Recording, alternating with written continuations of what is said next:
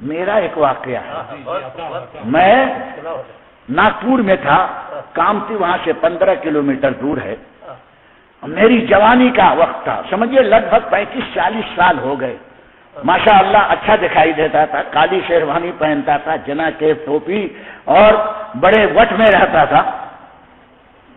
لوگ آئے اور کہنے لگے ہمارے ہاں بابا آئے ہیں، میلاد کا پروگرام رکھا گیا ہے، تقریر آپ کریں۔ بابا کا نام سن کر کے مجھے الرجی اب تک ہوتی رہتی ہے۔ میں نے کہا دیکھو بابا لوگوں سے میری نہیں پٹے گی، اس لیے کسی بابا ہوئی کو لے کے جاؤ۔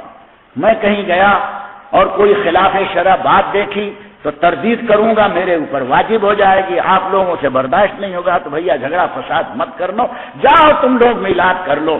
لیکن نہیں مانے، گاڑی میں بٹھا دیا اور مجھے لے کر کے گئے، کہنے لگے کہ چلیے بابا سے پہلے ملاقات کر لیں۔ میں نے چلو کر لیتے ہیں۔ جب میں پہنچا تو دیکھا ایک دروازہ، اچھا مکان بنا ہوا ہے، دروازہ کھلا ہوا ہے اور ایک بہت خوبصورت لڑکا 18-19 سال سے زیادہ عمر نہیں ہوگی، مسند پر ٹیک لگائے ہوئے، 555 سگریٹ یوں کر کے، اور انگوٹھی سونے کی اتنی بڑی، اور چاندی سونے کی کیا کہتے ہیں اس کو، چین گلے میں ہے، ننگے سر، ہیرو کٹ۔ میں نے کہا بابا کہاں ہے؟ تو بولے یہ۔ ارے میں نے کہا یہ تو ایکٹر معلوم ہوتا ہے۔ ذرا بیچارے چونکے، میں نے یہ بابا ہے، کلین شیپ۔ جا کر کے دروازے پر میں پہنچا تو کیا کہتا، آؤ مولوی آؤ ناشتہ کرو۔ مجھے تو بڑا برا لگا، اس انداز سے جیسے ایک گرے ہوئے آدمی کو بلاتے ہیں، لیکن پھر بھی اندر گیا۔ ایک پلیٹ اس نے منگوائی اور دیوار پر اس نے ہاتھ مارا تو ڈرائی فروٹ پلیٹ میں رکھا، پھر دوسری مرتبہ ہاتھ مارا، پھر پلیٹ میں رکھا، ایک پلیٹ میں کاجو کشمش بادام اور چلغوزہ کیا کیا سب لا کے بھر دیا۔ کہا مولوی لو ناشتہ کرو۔ میرے پیر و مرشد نے اس وقت سہارا دیا۔ ایسے ہی موقع پر پیر کام ہوتا ہے، یہ میرا اپنا کام ہے، ممبر پر بیٹھ کر بول رہا ہوں۔ میں نے کہا میں چوری کا مال نہیں کھاتا، تو جتنے بیٹھے تھے سب مجھے دیکھنے لگے، یہ بابا کے ساتھ ایسی جرات کر رہا۔ میں نے کہا چوری کا مال۔ وہ بولے کیسے چوری؟ میں نے کہا آپ نے پیسہ دیا؟ تو چپ ہو گیا۔ میں نے پیسہ دیا ہے آپ نے اس کا؟ بولے نہیں۔ میں نے کہا چوری اسی کو ہوتے ہیں، چوری کے ڈیفینیشن کیا ہے؟ بغیر پیسہ کسی کا مال لے لیا، اسی کا نام تو چوری ہے۔ موکلوں سے بلایا ہوگا، وہ بھی چوری کر کے لائے، میں یہ مال نہیں کھاتا۔ اٹھ کر کے میں وہاں سے نکل گیا۔ خدا کی قسم کہتا ہوں یہ میرے سرکار مفتی اعظم کی کرم نوازی تھی، ورنہ وہاں سے ڈاواں ڈول ہو کر کے آدمی آتا۔ ارے دیوار میں سے کاجو کشمش نکال رہا، کیسے ہم بچ سکتے ہیں؟ لیکن نکل آیا میں، یہ سرکار کے سلسلے کی، غوث پاک کے سلسلے کی برکت تھی۔ ہم میں کچھ نہیں، لیکن میں کہتا ہوں ہم میں کچھ نہیں، لیکن میرے پیر میں بھی ہے، اور پیر کے پیر میں بھی ہے، اور پیر کے پیر میں بھی ہے، غوث پاک تک ہے، کیوں نہیں ہم کو بچائیں گے؟ غوث اعظم فرماتے ہیں میرا مرید اگر مشرق میں ہو اور میں مغرب میں ہوں، اگر گر جائے اس کا سطر کھل جائے تو میں ہاتھ بڑھا کر کے اس کے کھلے ہوئے سطر کو ڈھک سکتا ہوں۔ جب وہ سطر کو ڈھک سکتے ہیں تو ایمان کو کیوں نہیں بچا سکتے ہیں؟ یہ ہے پیران کرام کی محبت کا چراغ جو آدمی کے دل میں جلتا ہے۔ میں وہاں سے جیسے ہی نکلا اور نکلنے کے بعد آگے بڑھا تو اس بابا کے اوپر معلوم نہیں کیا اثر ہوا، میرے پیچھے کہنے لگا مولانا صاحب رکیے۔ ہاں میں نے کہا اب لبو لہجہ بدل گیا، ابھی بولتا تھا مولوی، ہاں اب مولانا صاحب پر آیا ہے۔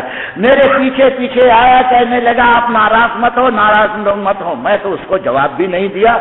سامنے ایک نیم کا جھاڑ تھا، نیم کیا بولتے ہیں اس کو، نیمڑا، نیم کا درخت تھا، چھوٹا ہی تھا، اس کے برانچز، اس کی شاخیں نیچے تھی۔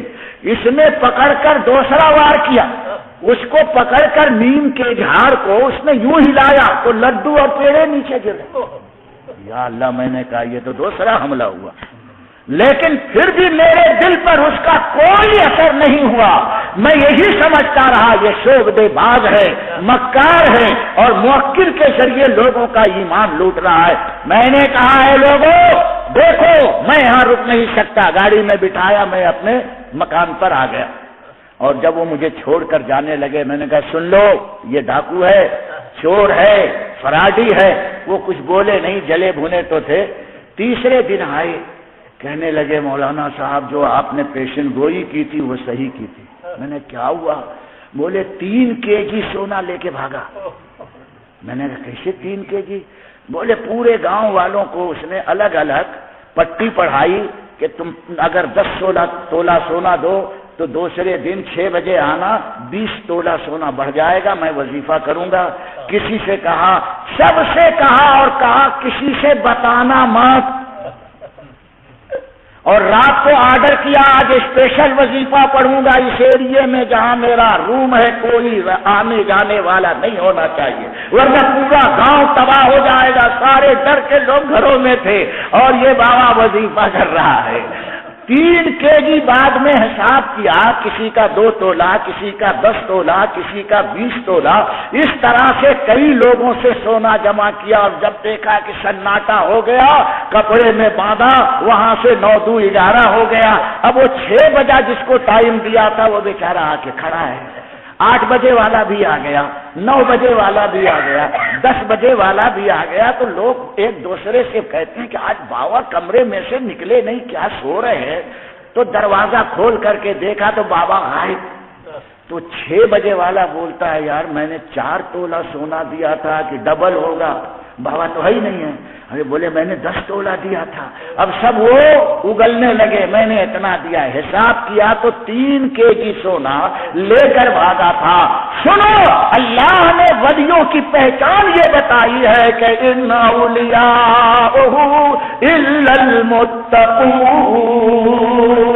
اے لوگوں میرا ولی وہی ہو سکتا ہے جو صاحب تقوی ہو، جو متقی ہوگا، شریعت کا پابند ہوگا، وہی ولی ہوگا. یہ ڈرائی فروٹ نکالنے والا ڈراتا ہے، یہ لڈو مٹھائی کھلانے والا ولی نہیں ہے. ولایت اس کا نام نہیں ہے، ولایت اس کا نام ہے کہ غلامی مصطفیٰ میں رنگ دے اور خود طریقت کے راستے پر چل کر شریعت کی پابندی کرے. یہ ہے ولایت. ولایت کی ڈیفینیشن کوئی آسان نہیں ہے. مولا تعالیٰ سب کو سچے ولیوں کی پہچان کا جذبہ عطا فرمائے. اور غوث پاک کی برکتیں لینی ہو تو شریعت کا دامن پکڑنا ہوگا، یاد رکھنا. اور یہ اگر شریعت کا دامن ہاتھ میں آ گیا تو کبھی آپ غلط راستے پر نہیں پڑ سکتے، چاہے لاکھ کوئی پڑھائے. شیطان کی چکی میں نے بتایا تھا چلے گی، اس میں بھی آپ محفوظ رہیں گے. کھوٹی سے چپک جاؤ بس. کھوٹی سے جب تک چپکے رہو گے، قطب صاحب کے دامن سے وابستہ رہو گے، کوئی تمہیں گمراہ نہ کر سکے گا. تمہاری زندگی میں سب سے بڑا نور یہ ہے کہ شریعت کی پابندی کرتے رہو. وما علینا الا البلاغ.